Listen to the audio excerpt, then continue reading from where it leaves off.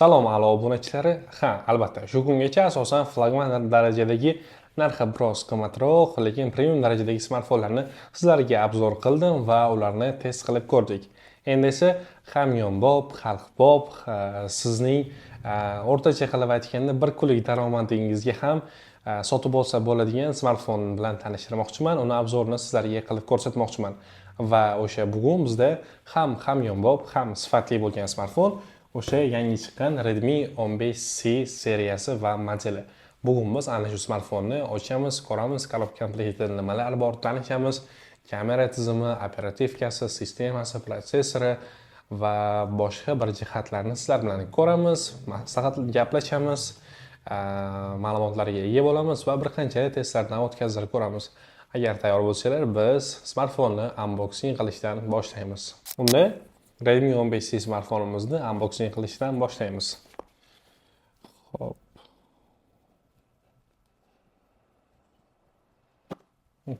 Juda ham zo'r.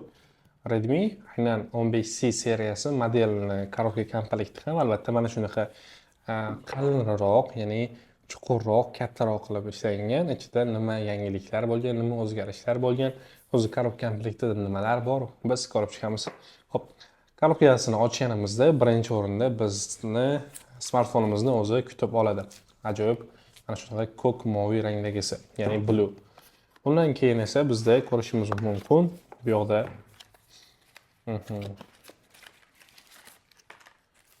Xo'p. O'zini bu yoqda biz ko'rishimiz mumkin. Mana bunaqa yo'riqnomalari chiqadi. Mana shunaqa yo'riqnomalarni ko'rishimiz mumkin. Smartfondan foydalanish va boshqa va o'zini mana shunaqa shaffof chexoli chiqadi. Juda ham chiroyli tarzda ishlangan.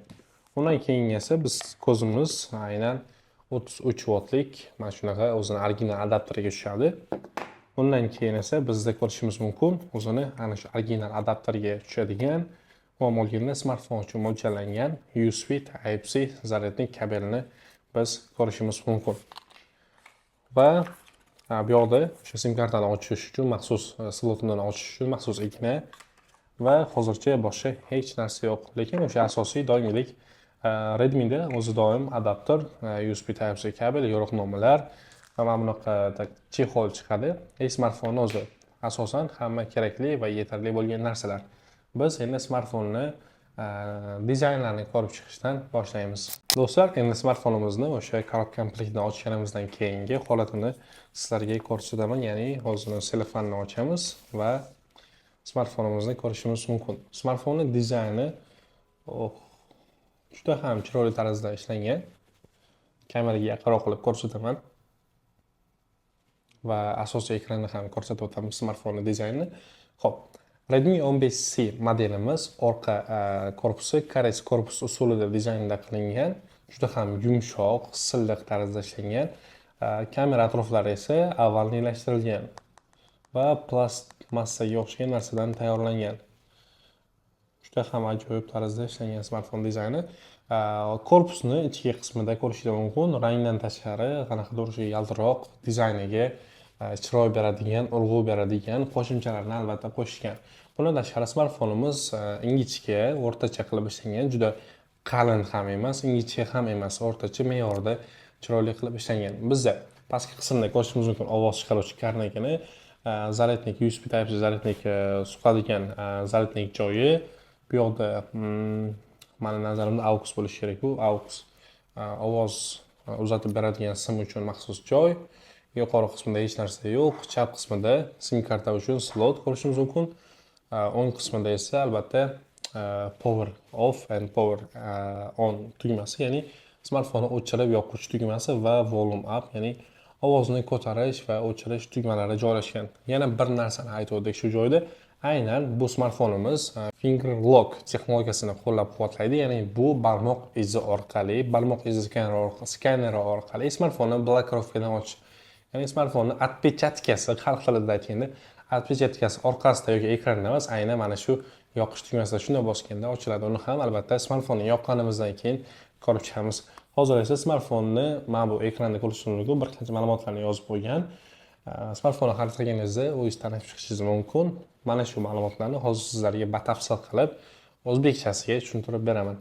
Redmi 15C smartfonimizning dizayni haqida gaplashayotgan vaqtimizda albatta uning rang variantlari ham sizga qiziq bo'lishi kerak. Ularni ham aytib o'tishim kerak albatta.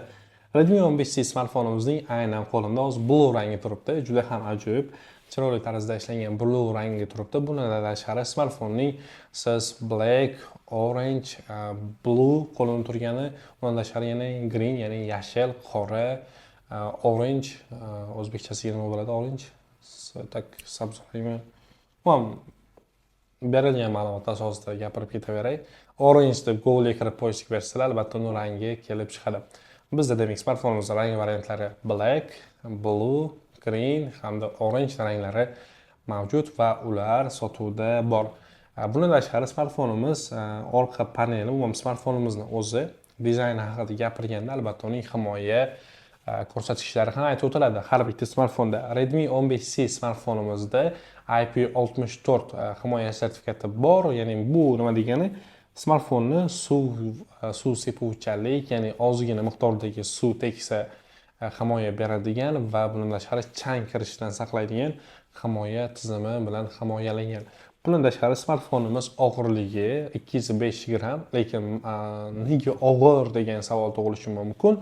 Bu og'ir emas, qo'lda ushlash uchun juda ham qulay ishlangan, lekin katta ekranlik bo'lgani uchun smartfonimiz, katta ekranlik smartfon uchun ushbu 205 gram atrofidagi og'irlik normal holat deya ayta olamiz. Ya'ni o'rta og'irlik bu. Ya'ni katta ekrani bo'lgani uchun smartfon biroz og'irlik bo'lishi mumkin, lekin og'ir degan 205 gram og'ir emas deb shunchaki prosta aytilgan ma'lumotni taqdim etyapman sizga. Do'stlar, 15C smartfonimizning eng katta afzalliklaridan biri uning katta diagonalli ekrani hisoblanadi. 15C smartfonimiz 6.9 dyuymli ekranga ega va u ekran turi, displey turi IPS LCD hisoblanadi va bundan tashqari smartfonimiz 120 Hz yangilanish tezligiga ega. Bu nima degani? Scroll qilishda qanaqadir xotish bo'lmaydi, silliq scroll qilinadi. Va bundan tashqari kino ko'rish yoki video ko'rish, qanaqadir o'yinlar o'ynayotgan vaqtingizda ekran silliqligini ta'minlab beradi ushbu 120 Hz yangilanish tezligi. Do'stlar, 15C smartfonimizning endi ishlashi, ya'ni performansi, operativkasi va protsessor jihatlarini ko'rib chiqamiz. Redmi 15C MediaTek Helios G81 Ultra protsessoriga ega. Bu yetarlicha yetarli, ya'ni siz kundalik vazifalarni bajarishingiz, o'yinlar o'ynashingiz yoki bir qancha media fayllarni yuklab olishingiz uchun yoki bir qancha ko'plab dasturlarni ustanovit, ya'ni o'rnatib turib, smartfondan bemalol qotmagan holatda foydalanishingiz mumkin. Ya'ni kundalik foydalanuvchilar uchun ham smartfon narxiga yarasha protsessori jihatiga ega. Telefonimizning endi kamera jihatlarini ko'rib chiqaylik. Orqasida o'sha chiroyli dizaynga ega bo'lgan kameralari 50 megapiksel asosiy linzaga ega. Ya'ni bu siz qanaqadir detallarni rasmga olishingiz yoki suratlarni rasmga olganingizda ranglar tabiiy, detallar esa yorqin darajada, alohida chiroyli darajada sizga suratlaringizni yetkazib beradi. Bundan tashqari smartfonning albatta oldi kamerasi ham bor, ular ham sizning xizmatingizda. Oldi kamerasi 8 megapikselda oladi, ya'ni selfilar uchun, video konferensiya, video qo'ng'iroqlar uchun bu o'rtacha normal, yaxshi daraja. Bundan tashqari smartfonni o'sha kamerasini ochib videoga olayotgan paytingizda 1080 pikselda oladi. Albatta bu kontentingiz uchun foydali bo'ladi. Hozir aynan mana shu gaplarimdan so'ng sizga 2-3 xil rasmlarni, smartfonda olingan rasmlarni ko'rsatamiz. Redmi 15C smartfonimiz katta batareyaga ega, ya'ni 1 oygacha bemalol ishlatishingiz mumkin. Ya'ni bitta zaryadlab 1 oygacha bemalol smartfondan foydalanishingiz mumkin degan bo'lardim. Albatta bu hazil. 15C smartfonimiz 6000 mAh katta batareyaga ega, ya'ni bu ba'zi smartfonlarga qaraganda katta batareya degani. 15C smartfonimizda bundan tashqari 33 voltlik supercharge texnologiyasini qo'llab-quvvatlaydi. Ya'ni tezkor zaryadlash imkoniyatiga ega, ya'ni bir necha soat ichida, atigi bir necha soat ichida siz 100% to'liq zaryad darajasiga erishishingiz mumkin. Albatta 6000 mAh katta batareya orqali siz bir marta quvvatlab, bir kundan to bir necha kungacha smartfonni zaryadlanmasdan o'sha zaryadini yetkazgan holatda ishlatishingiz mumkin. Albatta bu o'yinlar o'ynashingiz kun davomida, videolar ko'rishingiz, kinolar ko'rishingiz hammasiga yetarli. Albatta do'stlar, Redmi 15C ni qo'shimcha bir qancha imkoniyatlarni sizlar bilan ko'rib chiqamiz. Hozir Redmi 15C da ikkita sim karta uchun slot bor, maxsus va bundan tashqari mana ko'rishingiz mumkin ikkita sim karta uchun va bitta micro SD uchun joy ajratilgan slotlarda. Albatta micro SD yordamida smartfon xotirasini bir necha barobar bo'lmasa ham bir necha marotabaga ko'paytirishingiz mumkin. Aloqa jihatidan Wi-Fi, Bluetooth va GPS mavjud smartfonni qo'llab-quvvatlaydi va xavfsizligingizni ta'minlash uchun albatta barmoq izi xavfsizligingizni ta'minlash va sizga qulaylik yaratish uchun smartfonda o'sha boshida aytganimdek отпечатка barmoq izi funksiyasi mavjud. Misol uchun mana bu qo'limda bosyapman. Bizda kod so'rayapti. Hozir kodni kiritmasdan mana bosh barmog'imni qo'yganimda mana koddan oson yechilyapti. Ya'ni barmoq izi отпечаткalarini qo'llab-quvvatlaydi. Do'stlar, siz uchun qiziqarli bo'lgan smartfonning kamchiliklari va salbiy tomonlari va unga qo'shimcha tarzda PUBG da necha FPS ni qo'llab-quvvatlashi va boshqa bir qancha ma'lumotlarni aynan mana shu video izohlariga qoldirdim va ularni qadab qo'yganman. O'sha yerga o'tib, bemalol o'qib, xulosa qilib tanishishingiz va albatta izohimga like bosib qo'yishni unutmang. Do'stlar, Redmi 15C xulosa qilib aytganda budjetga mos, lekin budjetga mos bo'lgan taqdirda ham kam imkoniyatlar bo'lsa kerak, sifatsiz bo'lsa kerak degan xayollaringiz mana bu boshingizdan chiqazib tashlang. Sababi budjetga mos bo'lsa ham katta va sifatli imkoniyatlarni sizga taqdim eta oladi smartfon. Agar sizga katta batareyali, katta ekranli o'yinlaringizda, kinofilmlarni tomosha qilishingizda qulaylikni xohlasangiz, bundan uzoq vaqt ketuvchi batareya bir necha kunga bemalol ishlatishingiz mumkin va kamera sifatlari ham o'rtacha yaxshi. Ana shunaqa budjetlik variantda sifatli smartfon kerak bo'ladigan bo'lsa, albatta 15C ni aynan siz uchun bugun tanladik va qisqa obzorni qilib o'tdik.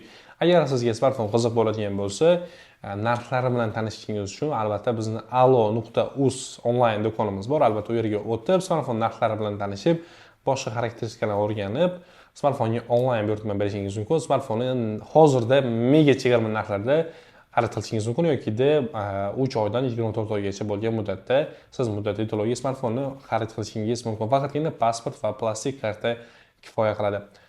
Bizda hozircha shular edi. Va albatta meni YouTube'dagi eng sevimli oilam Alo jamoasi ko'rsatuvchilari.